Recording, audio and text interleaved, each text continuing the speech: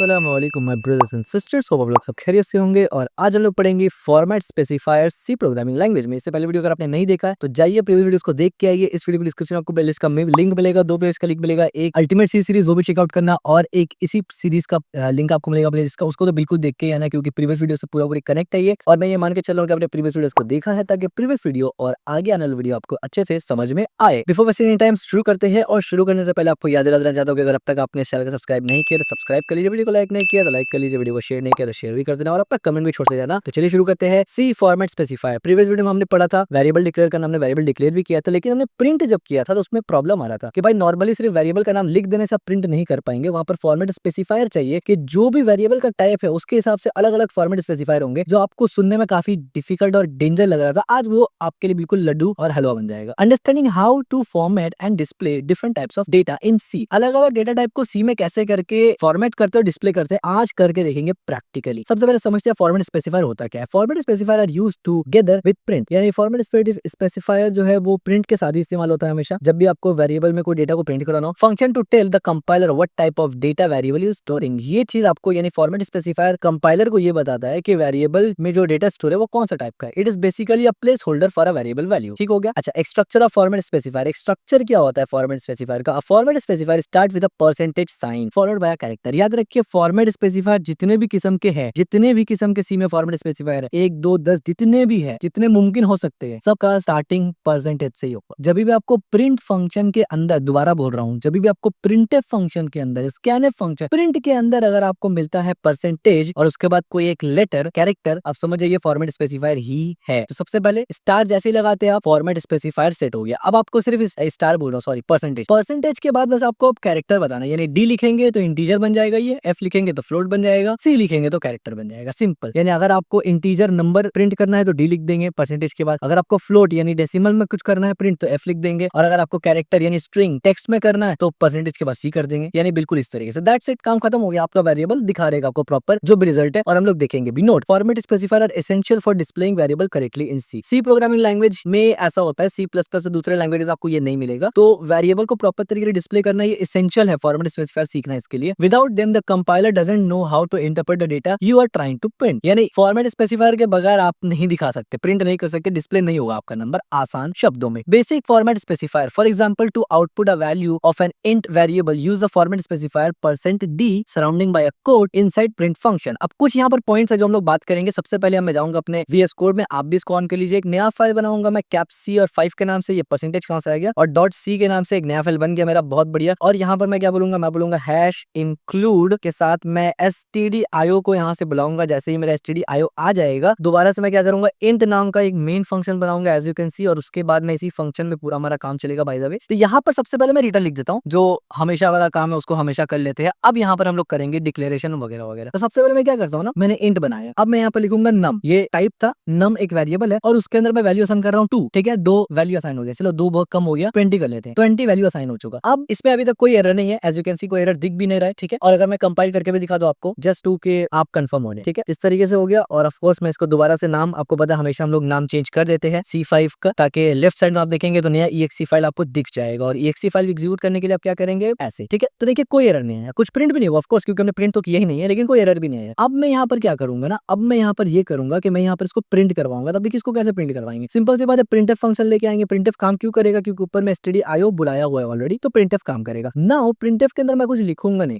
Normally आप क्या करते थे, आप ऐसे लिखते थे और आप ये सोचते थे कि भाई मेरा तो प्रिंट हो जाए। अब आइडियली यहाँ पर क्या होगा, आप देखिए यहाँ पर मेरा सब एरर तो हट गया, मैंने वेरिएबल भी पुट कर दिया, बट यहाँ पर प्रिंट नहीं होगा। कंपाइल किया, कंपाइलेशन में एरर दे दिया। ठीक है, जैसे मैंने पहले कहा था। तो हमें यहाँ पर फॉर्मेट स्पेसिफायर लगाना है, लेकिन हमेशा याद रखना कोड्स के अंदर ही फॉर्मेट स्पेसिफायर लगेगा। अगर आपको कुछ नंबर प्रिंट नहीं करना है, यानी आपको कुछ टेक्स्ट प्रिंट नहीं करना है अपने वेरिएबल के साथ, आपको सिर्फ और सिर्फ नंबर वेरिएबल प्रिंट करना है, सिर्फ नंबर का वैल्यू प्रिंट करना है, टेक्स्ट नहीं प्रिंट करना, तब भी आपको कोड्स लगा के उसके अंदर ही आपको फॉर्मेट स्पेसिफायर देना है, बाहर मत दे देना। तो जैसे ही मैंने डी किया, आप देखिए VS कोड ने उसका कलर को बदल दिया, ये फॉर्मेट स्पेसिफायर है। अब मान लीजिए अगर मुझे कुछ और टेक्स्ट देना है तो मैं इसके बाद स्पेस डाल के बोल सकता हूँ दिस इज, इस तरीके से कुछ भी। ठीक है, तो मैं पहले फॉर्मेट स्पेसिफायर से करता हूँ। सेव किया, मैंने कोई अभी स्लैश फॉरवर्ड नेक्स्ट लाइन नहीं डाला, एकदम सिंपल कोड रखा। ठीक है, सेव करने के बाद कंपाइल किया, कोई एरर नहीं आया, और जैसा एग्जीक्यूट करेंगे तो चलेगा 20। मोस्ट ऑफ द टाइम अगर कंपाइलेशन एरर नहीं आया तो आगे एरर नहीं आता है मोस्ट ऑफ द टाइम। अब मैं इसमें अगर मान लीजिए 2 प्रिंट करता हूँ, एक और मैं प्रिंट ऐसे ही लगा लेता हूँ, क्योंकि प्रिंट लगाने में पैसा नहीं लगता, फ्री है बिल्कुल, तो मैं ऐसे ही लगाता रहूंगा। This is free print. ठीक है, मैं इसका नाम भी रख दिया दिस इज फ्री प्रिंट है, ठीक है। अब देखिए अब क्या होगा, अब जैसे मैं इसको प्रिंट करूंगा तो आपको कुछ चेंजेस देखने को मिलेगा। मैंने कंपाइल किया और जैसे मैं इसको प्रिंट करूंगा आप देखिए 20 दिस इज फ्री एकदम जुड़ गया। आपको नहीं अच्छा लग रहा, ठीक है, मुझे नहीं अच्छा लग रहा। तो अब मैंने जानबूझ के सिनेरियो क्रिएट किया है कि अब अगर मुझे इस पे नेक्स्ट लाइन डालना है यानी एस्केप सीक्वेंस कैरेक्टर डालना है तो कुछ भी नहीं करना, आपको स्पेस डाल दीजिए, बैकस्लैश और एंड डाल दीजिए, कोई एरर नहीं है। देखिए एस्केप सीक्वेंस का कलर ब्लू हो चुका है, इसका कलर येलो है। अगर आप स्पेस नहीं भी दीजिएगा तो भी चलेगा, कोई दिक्कत नहीं, ठीक है। सेव कर दीजिए और इसको कंपाइल करिए एंड देन इसको एग्जीक्यूट करिए, बूम, सब कुछ परफेक्ट है, ठीक है। अब मान लीजिए अगर आपको कुछ टेक्स्ट भी लिखना है, मैं बोलूंगा दिस इज माई नंबर, ठीक है, और मान लीजिए मैं इस तरीके से भी लेता हूँ, ठीक है। अब तो ये हो गया एक कंप्लीट स्टेटमेंट, यानी हमें मोस्ट ऑफ द टाइम ऐसे ही प्रिंट करवाना होता है। तो मैंने तीनों सिनेरियो बता दिया। एक तो सिर्फ और सिर्फ वेरिएबल का डिक्लेयर यानी वेरिएबल को प्रिंट करना है तो फॉर्मेट स्पेसिफायर दे दीजिए, लाइन चेंज करना है तो फॉर्मेट स्पेसिफायर के बाद वो दे दीजिए, और अगर आपको कुछ और भी लिखना है तो उससे पहले लिख दीजिए। इसको कंपाइल करके भी मैं दिखा देता हूँ ताकि आप समझ जाए कि हर सिचुएशन में ये काम कैसे करेगा। As you can see perfect काम कर रहा है, कोई भी दिक्कत नहीं है, ठीक हो गया। अब हम लोग आएंगे दोबारा से अपने टेक्स्ट की तरफ यानी साइड की तरफ। तो आप देख लीजिए हमने बिल्कुल भी ऐसे किया, ठीक है, 15 पाउंड आ गया, बहुत बढ़िया, सब कुछ ठीक है। कॉमन फॉर्मेट स्पेसिफायर्स, अब यहाँ पर आप देखिए अलग अलग स्पेसिफायर्स हमने यहाँ पर लिखे हुए हैं और उसको प्रिंट भी किया है, तो हम लोग खुद से लिखेंगे, अपन खुद लिखता है, ठीक है। तो ये जो फालतू वाले इसको हटा देते हैं। अब उसके बाद हम लोग क्या करते हैं, एक फॉर्मेट स्पेसिफायर है कैर नाम का, हमने कैर लिखा और यहाँ पर हमने एक CH ले लिया और दोबारा से मेरा ये को पायलट जाग उठाए, मैं उसको दोबारा सुला देता हूँ। मैंने 15 मिनट के लिए उसको सुला दिया, ठीक है। कैरेक्टर में मैंने CH लिख दिया, ऑफकोर्स मैं दोबारा CH नहीं कर सकता, वो एरर आएगा, आपको ऑलरेडी पता है, ये हमने बता दिया, ठीक है। और इस पे मैं कैरेक्टर में लेट से A ले लेता हूँ कैपिटल, ठीक है, और मैं इसको इस तरीके से कर दूंगा। ऑफकोर्स स्टेटमेंट खत्म होता है तो ऐसा करना पड़ता है। क्या अब तक कोई एरर है कोड में? बिल्कुल नहीं। मैं ये बार बार बेसिक इसलिए दिखा रहा हूँ ना ताकि आपको समझ में आए प्रॉपर तरीके से। तो आप देखिए मुझे एक एरर देखने को मिला। अभी एरर देखने को क्यों मिला, उसका पीछे रीजन ये है कि ये मैंने डबल कोट्स लगा दिया। मुझे सिंगल कोट्स लगाना है, मुझे सिंगल कोट्स के अंदर A लिखना है तो ये एरर चला जाएगा, ठीक है। मैंने इस पे भी डिस्कस किया हुआ है ऑलरेडी। अब देखिए ये सब इंपॉर्टेंट चीजों के बारे में हमने अपने अल्टीमेट C सीरीज में डिस्कस किया हुआ है। मैं आपको एक बार बस दिखा भी देना चाहता हूँ ताकि आप उसको जाके जरूर चेकआउट करिए। C में अंडरस्टैंडिंग आपका नेक्स्ट लेवल बनेगा, बिलीव मी। तो आप यहाँ पे लिखेंगे लर्निंग विद शेख आमिर, इस तरीके से लिखेंगे तो चैनल आपका मेरा आ जाएगा। ये हमारा चैनल आ चुका है, यहाँ पर क्लिक करेंगे, आप प्लेलिस्ट पे जाएंगे और जैसे प्लेलिस्ट पे आप देखिए द अल्टीमेट C सीरीज, यहाँ पर जब आप क्लिक करेंगे तो काफी सारा वीडियो ऑलरेडी अपलोड हो चुका है और आगे भी वीडियो अपलोड होगा। यहाँ से आप इसको देखना शुरू कर दीजिए। यहाँ पर जो हमने C का अंडरस्टैंडिंग दिया है ना वो नेक्स्ट लेवल में दिया है। आपको वो सीरीज ज्यादा पसंद आएगा इन कम्पेयर टू ये, क्योंकि यहाँ पर हमें सिर्फ प्रैक्टिकली करके दिखाया है, वहां पर पूरा का पूरा अंडरस्टैंडिंग है। तो अगर आप बाकी C को समझना चाहते हैं ना वहां जरूर जाएंगे आप, ठीक है। तो वहां पर हमने ये सब बताया हुआ कब सिंगल कोट है, कब कब डबल कोट है वगैरह। तो अब देखिए यहाँ से एरर चला जाएगा, ठीक है। मैं इसको CLS कर लेता हूँ, सेव है ऑलरेडी। तो अब देखिए कोई एरर नहीं है। अगर मैं इसको एग्जीक्यूट करवाऊंगा तो अब देखिए ठीक ठाक एग्जीक्यूट हो गया, ठीक है। अच्छा अब इसको प्रिंट भी तो करवाना है ना, ऑफ कोर्स प्रिंट करवाना है। तो मैं यहाँ पर प्रिंटफ लिखूंगा और उसके बाद मैं यहाँ पर डबल कोट्स देने के बाद पहले लिखूंगा कि this is my CH, kept में लिख देता हूँ मैं CH, और उसके बाद मुझे फॉर्मेट स्पेसिफायर देना है तो मैं परसेंटेज दूंगा और C दूंगा क्योंकि ये कैरेक्टर है। और उसके बाद एस्केप सीक्वेंस मुझे देने की जरूरत है नहीं क्योंकि नीचे में तो कुछ है नहीं, बट फिर भी दे देता हूँ क्योंकि नेक्स्ट वाला एक और प्रैक्टिस करना है ना हमें, उसको डाल देता हूँ। तो मैंने इसके एस्केप सीक्वेंस भी डाल दिया और वेरिएबल का नाम लिखना मत भूलना, मैंने वेरिएबल का नाम भी लिख दिया। सब कुछ बढ़िया है। आप देखिए VS कोड आपका कलर वाला सब चेंज कर देगा। अभी भी एरर दिख रहा है, क्यों दिख रहा है? सेमीकोलन नहीं डाला है इस वजह से दिख रहा है, ठीक है। सेव करने के बाद मैं दोबारा से जाऊंगा, CLS करके इसको क्लीन करूंगा, दोबारा से कंपाइल करूंगा एंड कंपाइल हो गया तो फाइनली एग्जीक्यूट भी हो जाएगा। दिस इज माई CHA, ठीक हो गया। मैं इसको यहाँ पर कोलन डाल देता हूँ, ठीक हो गया। तो दो टाइप हमने देख लिया, तीसरा आप खुद भी समझ गए, बट मैं चाहता हूँ कि आप इस वीडियो को पॉज करके अभी तीसरा डेटा टाइप जो हमारा है यानी फ्लोट है उसको आप करें। आई होप कि आपने ट्राई किया होगा और अगर नहीं भी बना तो कोई बात नहीं यार, अभी स्टार्टिंग के वीडियो है, बहुत कुछ अभी सीखना बाकी आपको। हाँ जी यार, आई एम सॉरी वो गड़बड़ की वजह से, ठीक है, इग्नोर करें आप। तो अब मुझे फ्लोट करना है, ठीक है। तो फ्लोट के लिए क्या आता है? FLO फ्लोट, यानी फ्लोट के लिए पूरा फ्लोटी नाम है। तो अब फ्लोट के लिए फ्लोटी क्या बोल रहा हूँ मैं, ये फ्लोट के लिए मैं लिखता हूँ FLT हमारा एक वेरिएबल है। उसके बाद मैं उसमें एक नंबर डालूंगा। ऑफ कोर्स मुझे फ्लोटिंग पॉइंट डालना है तो लेट से मैं प्राइस डाल देता हूँ ना कि 50.00, ठीक है। ये एक प्राइस हो गया मेरा और मैंने इसको डिक्लेयर कर दिया। अब देखिए सब एरर गॉन, अब डिक्लेयर भी कर दिया, साइन भी कर दिया। अब फाइनली मैं इसको प्रिंट भी करके दिखा देता हूँ क्योंकि बार बार अब मुझे एक स्टेप करने की जरूरत नहीं है, आप समझदार हो गए हैं। This is the price of goods, चलिए कोई भी गुड्स ले लेता हूँ मैं। और उसके बाद मैं यहाँ पर क्या कहूंगा, फॉर्मेट स्पेसिफाई लगाऊंगा तो उसके लिए %F लगाना पड़ेगा मुझे और यहाँ नेक्स्ट लाइन देने की जरूरत नहीं है। और FLT दोबारा से जो अपना वेरिएबल का नाम था उसको तो लेना ही पड़ेगा, तो वो लूंगा। यहाँ पर FLT क्या हो गया भाई, FLT। और मैं इसको सेव करूंगा, अभी भी एरर है क्योंकि सेमीकोलन नहीं लगा है। और अब सेव करूंगा, सब कुछ बढ़िया रहेगा तो अच्छे तरीके से ये हो जाएगा। As you can see compile हो गया, as you can see print भी हो गया है। तो आप देख सकते हैं बिल्कुल कोई भी दिक्कत नहीं आया। लेट्स से मैं इसको थोड़ा चेंज करके दिखा देता हूँ आपको ताकि थोड़ा सा कंफ्यूजन आपके लिए कम हो जाए। पॉइंट में 54 कर देता है, ठीक है। और इसको दोबारा से मैं कंपाइल करूंगा और उसके बाद मैं इसको रन करूंगा तो आप देखिए प्रॉपर तरीके से आ गया, ठीक है। ये जो बात का 00001 है इसको आप इग्नोर कर दीजिए क्योंकि इस पे फिर कभी डिस्कस करेंगे कि क्यों ये और प्रिसीजन दे रहा है। देखिए ये चीज भी हमने बताया हुआ है ऑलरेडी, बेसिकली अगर देखा जाए तो वही मैं बताऊंगा ना कि जो C प्रोग्राम हमारा था ना, आई एम सॉरी, ये जो हमने यहाँ पर आपको रेफरेंस है ना C प्रोग्राम का, इसमें हमने डिस्कस ऑलरेडी किया हुआ है कि बेसिकली जो डेटा टाइप वाले वीडियो में कि जो डेटा टाइप फ्लोट है ना, वो बेसिकली आपको 8 प्रिसीजन देता है, 8 से 9 प्रिसीजन देता है, और जो डबल है वो आपको 15 से ऊपर प्रिसीजन देता है। तो क्योंकि ये प्रिसीजन में यहाँ पर आपने कुछ नहीं डाला, इस वजह से इसने 0 0 0 0 डाल दिया। ठीक है, ठीक है, तो इसीलिए आप इस वाले सीरीज को जरूर देखिए ताकि आपका अंडरस्टैंडिंग बहुत अच्छा हो। फॉर्मेट स्पेसिफायर रेफरेंस, आप देखिए फॉर्मेट स्पेसिफायर कुछ कुछ काम के लिए क्या क्या आता है। फॉर एग्जांपल इंटीजर के लिए इस तरीके से आएगा, फ्लोटिंग पॉइंट के लिए इस तरीके से आएगा, कैरेक्टर के लिए इस तरीके से आएगा, एरे के लिए इस तरीके से आएगा। ये हम लोग आगे पढ़ेंगे डेटा टाइप में कि एरे भी एक डेटा टाइप होता है, प्रिमिटिव होता है, यूजर डिफाइंड होता है और डिराइव्ड डेटा टाइप होता है। ये सब आगे हम लोग पढ़ेंगे। ठीक है, और डबल के लिए ये सब हम लोग आगे पढ़ने वाले। Note, you will learn more about data types in the later chapter. जैसे मैंने पहले बताया कि आगे डेटा टाइप के बारे में डिटेल डिस्कशन होगा, तो वहां पर हम लोग पढ़ेंगे। कंबाइनिंग टेक्स्ट एंड वेरिएबल्स, ये ऑलरेडी हम लोग देख चुके हैं, राइट। ये सब अब जो मैं बता रहा हूँ वो ऑलरेडी हम लोग कर चुके हैं, ये एग्जांपल हम लोग ऑलरेडी देख चुके हैं। विद इसके साथ हमने एस्केप सीक्वेंस भी देखा हुआ था, राइट। मल्टीपल वेरिएबल्स आप देख लीजिए। अच्छा हाँ, मल्टीपल वेरिएबल हमने नहीं दिखाया है, तो एक बार उसका भी एग्जांपल देख लेते हैं। भाई बचेगा क्यों, और बल्कि यहाँ पर एक बहुत अच्छा एग्जांपल है जो आपको दिखाना है, बल्कि मैं इसी को यहाँ से उठा लेता हूँ ताकि इजीली आपको मैं दिखा सकूँ। यहाँ पर देखिए, ये एक बहुत इंपॉर्टेंट चीज है, और ये तो बेड़ा गर्क कर दिया इसने। कोई बात नहीं, मैं इसको ठीक कर लेता हूँ टैब दबा के, और यहाँ से टैब दबा के। देखिए एक इंपॉर्टेंट चीज समझिए यहाँ पर क्या हुआ। यहाँ पर क्या था ना, हमने अलग डेटा टाइप इस्तेमाल किया, तो अलग फॉर्मेट स्पेसिफायर था और अलग प्रिंट था, तो कंफ्यूजन नहीं हुआ। लेकिन अब सवाल ये है कि यहाँ पर एक डेटा टाइप नंबर है, एक कैरेक्टर है, और लेट से मैं एक फ्लोट के लिए भी बना लेता हूँ। ठीक है, मैं एक फ्लोट के लिए भी बना लेता हूँ, और मैं बोलता हूँ FL फ्लोट के लिए, और मैं बोलता हूँ 23.32। ठीक है, ये एक मैंने बना लिया, ठीक है, फ्लोट के लिए। अब सवाल ये पैदा होता है कि तीनों को मैं एक में कैसे दिखाऊंगा। तो ये है एग्जाम्पल। देखिए, माई नंबर इज D, तो बेसिकली ये जो D है ना, ये प्लेस होल्डर है। इस D के जगह ही इसका वैल्यू आ जाएगा, यानी इस D के जगह इसका टाइप में जो वेरिएबल है वो आ जाएगा। यानी अभी यहाँ पर मैंने D बोला ना, तो ये %D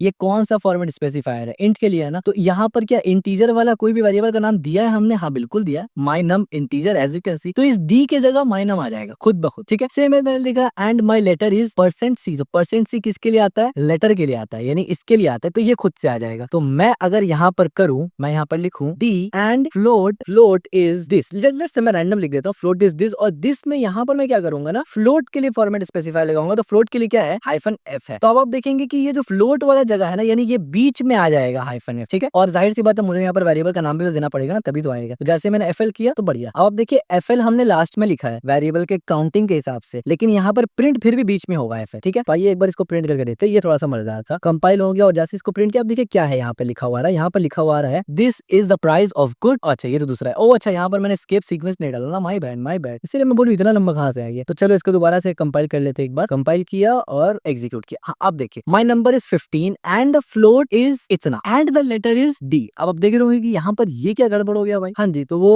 बेसिकली कुछ ग्लिच की वजह से हुआ था। यहाँ पर आप देखिए मैंने क्या लिखा, पहले नंबर है, फिर लेटर है, फिर फ्लोट है। यहाँ पर पहले नंबर है, फिर लेटर है, फिर फ्लोट है, यानी यहाँ पर जो इसका ऑर्डर है वो सेम है, लेकिन यहाँ पर पहले नंबर है, फिर फ्लोट है, और फिर कैरेक्टर है। तो मैंने इसको आगे पीछे कर दिया, बट इससे कोई फर्क ऐसा पड़ा नहीं। तो यहाँ पर देखिए, my number is 15 and the float is 23 point इतना precision and then my letter is D। ठीक है, तो इस तरीके से भी आप काम कर सकते हैं। It's totally depends on you कि आपका नीड क्या है। ठीक है, tip, the order of the variable in the print function must match the order of the format specifier in the string. हाँ, यहाँ पर एक इंपॉर्टेंट चीज आपको समझना जरूरी है। देखिए एक चीज मैं दिखाता हूँ आपको। अच्छा, वो असल में सही इसलिए आ रहा था क्योंकि कंपाइल इसलिए नहीं हो रहा था, क्योंकि देखिए ये चल रहा था सर में आगे में और भी CLS लिखा हुआ था, इस वजह से प्रॉपर तरीके से वो कंपाइल नहीं हो रहा था। तो अब देखिए, जैसे मैं कंपाइल करूंगा यहाँ पर और इसको एग्जीक्यूट करूंगा, तो अब देखिए ये क्या हो गया, नंबर इज अजीब सा हो गया, फ्लोट इज यानी अजीब सा हो गया, रायता फैल गया। तो आपको ये ऑर्डर चेक करना है। देखिए सबसे पहले मैंने क्या लिखा यहाँ पर, हमने यहाँ पर नम इंट कैर एंड फ्लोट। अब अगर मैं इसको एग्जीक्यूट करूँ, मैं आपको हर पॉसिबल सिनेरियो दिखा रहा हूँ ताकि आपको समझ में आए। देखिए यहाँ पर सीक्वेंस क्या है ये, और अगर मैं इसको कंपाइल कर रहा हूँ और इसको एग्जीक्यूट कर रहा हूँ, तो आप देखिए बेड़ा गर्क है पूरा। अब मैं अगर यहाँ पर भी इसको सेम तरीके से लिख दूं, लेट्स से मैं यहाँ पर लिख देता हूँ, पहले माई नंबर है तो my letter, sorry my number, उसके बाद लेटर है तो माई लेटर, और उसके बाद FL है यानी अपना वाला, उसके बाद ये लिख दिया। तो आप देखिए ये तीनों हमने लिख दिया यहाँ पर इस तरीके से, यानी इसका सीक्वेंस और जो इसका ऑर्डर है, सीक्वेंस है, वो हमने सेम रखा। ठीक है, लेकिन स्ट्रिंग का अभी भी अलग है, याद रखिए। स्ट्रिंग में पहले नंबर है, उसके बाद फ्लोट है, उसके बाद कैरेक्टर है। ये इसीलिए तो मैं आपको समझा रहा हूँ। ये पुराना वाला है, सॉरी इसको हटाओ। ये कंपाइल हुआ और ये फाइनली एग्जीक्यूट, अरे ये एग्जीक्यूट हुआ। तो अब देखिए यहाँ पर भी गड़बड़ है, एक बार मैं और करके दिखा देता हूँ। ये देखिए ये प्रॉपर एग्जीक्यूट हो गया और ये प्रॉपर एग्जीक्यूट हो। देखिए अभी भी प्रॉब्लम आपको दिखेगा कि फ्लोट और नंबर में गड़बड़ आ रहा है, अजीब सा लेटर आ रहा है। तो इसका मतलब ये है कि आपको स्ट्रिंग में ऑर्डर को सही रखना जरूरी है। तो अब स्ट्रिंग में तो ऑर्डर क्या है, स्ट्रिंग में पहले D है, फिर F है, फिर C है। तो अगर मैं ये F को बीच में डाल दूं, मैं ये F को बीच में डाल देता हूँ, लेट्स से लाइक दिस, तो अब क्या है, नंबर है, फिर फ्लोट है, फिर लेटर है। यहाँ पर भी आप देखिए नंबर, फ्लोट और लेटर, और स्ट्रिंग में भी नंबर, फ्लोट, लेटर है। ठीक है, ये ध्यान जरूर रखना है। और उसके बाद अगर मैं इसको कंपाइल करूं, तो फाइनली कंपाइल हुआ एंड देन एग्जीक्यूट हुआ। तो अब आप देख सकते हैं ये बिल्कुल परफेक्ट है। अब एक और सवाल आता है, क्या इतना सब कुछ जरूरी है? क्या अगर मैं यहाँ से फ्लोट को उठा के सबसे सबसे ऊपर रख दूं तो क्या तब भी मैटर करेगा या क्या, ये भी आपको दिखा देता हूं मैं। तो देखिए जैसे मैंने कंपाइल किया, उस टाइम मैंने एग्जीक्यूट किया तो नहीं, कोई फर्क नहीं पड़ेगा। यानी यहाँ पर जो सीक्वेंस है वो नहीं फर्क पड़ेगा, बट ये वाला सीक्वेंस जरूर फर्क पड़ेगा भाई। यहाँ पर आपने अगर पहले डी लिखा है तो यहाँ पर पहले डी का वेरिएबल लिखना है, यहाँ पर फ्लोट है तो पहले फ्लोट का वेरिएबल इसके बाद लिखना है, फिर कैरेक्टर है तो कैरेक्टर का वेरिएबल लिखना है। ठीक हो गया। तो ये एक इंपॉर्टेंट पॉइंट था जो मुझे लगा आपको एक्सप्लेन करना जरूरी है, इस वजह से मैंने एक्सप्लेन किया। ठीक है। अच्छा, प्रिंट वैल्यू विदाउट वेरिएबल। अगर आप प्रिंट वैल्यू करेंगे without variable, for example you can just print a value without storing a variable as long as you are using a correct format specifier. यानी यहाँ पर एक और चीज है कि आप विदाउट वेरिएबल के भी कोई नंबर को प्रिंट करके देख सकते हैं। जैसे कि फॉर एग्जांपल अगर मैं यहाँ पर प्रिंट करता हूँ लाइक दिस प्रिंट, और उसके अंदर मैं एक फॉर्मेट स्पेसिफायर इस्तेमाल करता हूँ, लेट्स से मैं %d कर लेता हूँ। ठीक है। और d के बाद मैं यहाँ पर डायरेक्ट नंबर लिखता हूँ, लेट्स से मैं लिखता हूँ 10। ठीक है, जस्ट 10, और उसके बाद मैं यहाँ पर लिख देता हूँ इस तरीके से, और कॉमा देना भूल गया मैं। हाँ, तो अब देखिए एरर सब चला गया, तो क्या एंड में 10 प्रिंट होगा? और यहाँ पर मैं जाके स्केप सीक्वेंस कैरेक्टर भी दे देता हूँ ताकि वो चिपक ना जाए, राइट। तो अब अगर मैं इसको कंपाइल और रन करूँ तो देखिए क्या होगा। मैंने कंपाइल किया और जैसे मैंने इसको एग्जीक्यूट किया तो ये लास्ट में 10 भी दिखाई दे रहा है, जिसका मतलब ये है कि सी में वेरिएबल में स्टोर किए बगैर भी आप किसी वैल्यू को प्रिंट कर सकते हैं, बट सही फॉर्मेट स्पेसिफायर इस्तेमाल करना जरूरी है। तो कितना सारा वेरिएंस, कितना सारा अलग अलग तरीके से आप उसको इस्तेमाल कर सकते हैं, मैंने यहाँ पर आपको एग्जांपल दिया, आप बाकी को खुद ट्राई कर सकते हैं। ठीक है। Variable versus direct value. अब देखिए जैसे हमने दो चीज देखा ना, एक तो वेरिएबल में स्टोर करवा के प्रिंट कर रहे थे, एक तो डायरेक्ट वैल्यू प्रिंट कर रहे थे। Let's compare two approach. Using a variable are stored for a later and can be reused whenever needed. यानी वेरिएबल का मेजर काम क्या होता है ना, कि जब आपने एक चीज को वेरिएबल में डाल दिया तो उसको आप रीयूज कर सकते हैं कभी भी, यानी फ्यूचर में कभी भी अगर आपको जरूरत पड़े आप उस वेरिएबल को कॉल करके इस्तेमाल कर सकते हैं। जबकि डायरेक्ट वैल्यू जो होता है are immediately and can not be reuse without retyping. यानी इमीडिएट वैल्यू होता है वो इमीडिएटली आप उसको इस्तेमाल कर रहे होते हैं, दोबारा से उसको इस्तेमाल करने का कोई जरिया नहीं है। हाउएवर द बेस्ट प्रैक्टिस क्या है, however it is more sustainable to use variable as they save for the later and can be reused whenever. यानी बेस्ट तरीका तो यही है कि वेरिएबल का इस्तेमाल किया रहे। That's one reason why starting से हमने वेरिएबल को ही इस्तेमाल किया, बट स्टिल आप ऐसा कर भी सकते हैं। ठीक है। तो फॉर्मेट स्पेसिफायर हमने पढ़ा। फॉर्मेट स्पेसिफायर में 3 फॉर्मेट स्पेसिफायर हमने मेजरली इस वीडियो में देखा। Key points to remember. Format specifier का स्ट्रक्चर आपको याद रखना है कि परसेंटेज से स्टार्ट होता है, और डी, एफ और सी ये तो मुजबानी आपको याद हो गया होगा। कॉम्बाइंड टेक्स्ट एंड वेरिएबल, यानी आपको पता है सेपरेट टेक्स्ट, वेरिएबल, कॉमा, ये सब आपको मालूम है कि जब आप वेरिएबल और यानी प्रिंटएफ में अगर आप वेरिएबल प्रिंट करवाना चाहते हैं या टेक्स्ट के साथ, तो आपको कॉमा डालना पड़ता है बीच में। डबल कोट्स के अंदर प्रिंटएफ में लिखना, आपको सिंगल कोट्स इस्तेमाल नहीं करना। कैसे करके फॉर्मेट स्पेसिफायर इस्तेमाल करना ये हमने दिखाया, और कैसे करके एस्केप सीक्वेंस इस्तेमाल करना ये भी हमने दिखाया। मल्टीपल कैसे इस्तेमाल करना ये भी हमने दिखाया। अलग अलग कैसे करना ये भी हमने दिखाया। ऑर्डर का क्या चक्कर है वो भी हमने दिखाया। और फिर वेरिएबल वर्सेस डायरेक्ट वैल्यू में क्या अंतर होता है वो भी हमने देखा। So finally thanks for your attention. तो आज की वीडियो में हमने पूरी फॉर्मेट स्पेसिफायर को इन डिटेल समझ लिया कि वेरिएबल को कभी भी प्रिंट करवाना हो तो किन किन तरीके से और कैसे कैसे प्रिंट कर सकते हैं। So that's it for today's video. अगर आपको वीडियो पसंद आए तो इस वीडियो को लाइक जरूर करना, चैनल को सब्सक्राइब जरूर करना और इस वीडियो को शेयर जरूर करना।